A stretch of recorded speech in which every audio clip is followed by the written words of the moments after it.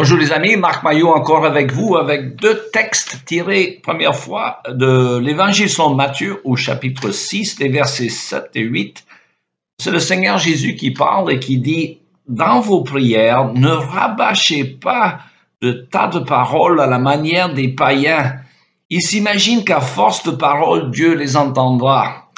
Ne les imitez pas, car votre Père sait ce qu'il vous faut avant que vous le lui demandiez. » Et un deuxième texte dans le livre des psaumes, cette fois le psaume 136, dont je vais lire seulement les 5 premiers versets.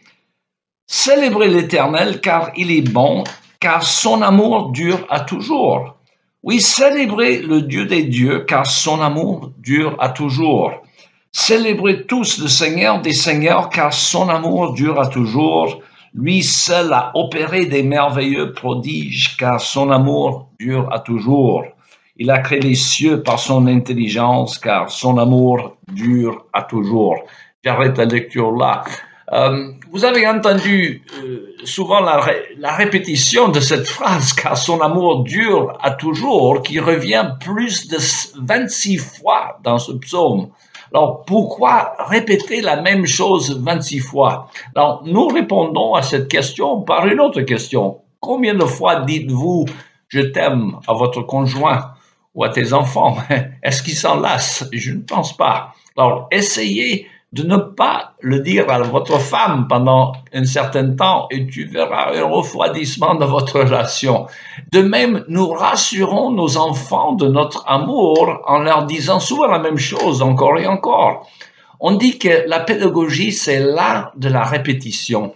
Alors, la pédagogie biblique en tient compte. Alors, quiconque ait jamais lu le psaume 119, le chapitre le plus long de la Bible, constate qu'il s'agit de répéter des dizaines, voire des centaines de fois, je ne vais pas compter, l'amour qu'a David pour la loi de Dieu. D'ailleurs, il dit, je cite verset 11, « Je garde ta parole tout au fond de mon cœur. » Verset 16, « Je trouve un grand plaisir par ce que tu prescris. » Verset 24, « Tes ordres me font plaisir. » Verset 103, « Ta parole est douce à mon palais. » Ainsi de suite.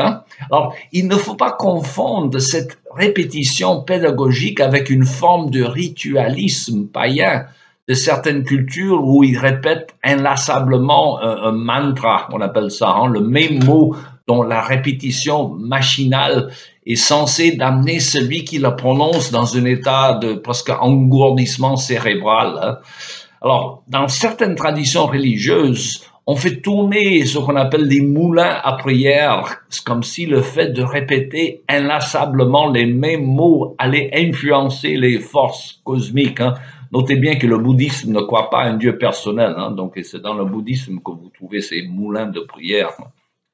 Enfin bref, la nature humaine étant pareille partout, nous avons des phénomènes semblables en Occident. Je me souviens dans ma formation religieuse de l'enfant, j'ai été élevé dans l'église catholique romaine et j'allais me confesser auprès du prêtre qui ordonnait le plus souvent comme pénitence le devoir de réciter des prières toutes faites comme le Notre Père ou le Je vous salue Marie, que je marmonnais le plus rapidement possible avec une satisfaction mal éclairée peut-être que j'avais accompli mon devoir religieux. Alors, ce n'est pas ça la prière. D'ailleurs, la Bible est claire qu'il n'y a qu'un seul médiateur entre Dieu et les hommes, à savoir Jésus-Christ. Et donc, l'idée même d'adresser des prières à quelqu'un autre qu'à Dieu contredit l'enseignement de la parole de Dieu.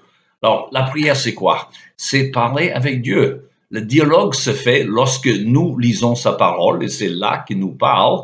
Et quand il nous parle à nous, c'est-à-dire celui qui nous parle dans la parole, et nous lui parlons dans la prière. Mais dans ses paroles à lui, il répète parfois la même chose de nombreuses fois, car nous sommes tous lents à retenir, malheureusement. Alors, quelqu'un a dit que la grande leçon de l'histoire, c'est que les hommes ne retiennent pas les leçons de l'histoire, d'où la nécessité de répéter souvent afin que cela soit bien incrusté et inculqué dans nos mémoires. Alors, il est important ici de se rappeler que la Bible n'est pas contre la répétition et le rituel. Les rites ont leur importance. Nous devons faire très attention de ne pas déformer leur sens par une mauvaise pratique. Dieu lui-même nous donne des consignes précises pour la célébration des sacrements, comme le baptême et la Sainte Seine. Et de même, les Juifs dans l'Ancien Testament devraient prêter attention aux éléments rituels précis des cérémonies ordonnées par Dieu au sujet des sacrifices. Alors, Dieu n'a pas reproché à son peuple leurs rituels plutôt que leur ritualisme, à savoir la croyance païenne que les rituels avaient une valeur ou efficacité en soi, nonobstant la disposition des cœurs de ceux qui y participaient. Alors, mais il y a des choses que l'on fait rituellement, comme embrasser sa femme en quittant la maison chaque jour ou en couchant nos enfants, et ce sont des bons rituels que nous faisons bien de garder, sans que cela devienne du ritualisme. De même, il est bon de rappeler souvent à nos bien-aimés que nous les aimons, et c'est ce que Dieu fait ici dans le psaume 136, en nous rappelant 26 fois son grand amour dure à toujours. Alors pour nous, il s'agit de retenir la leçon. Il me reste que vous souhaiter une bonne journée et à la prochaine.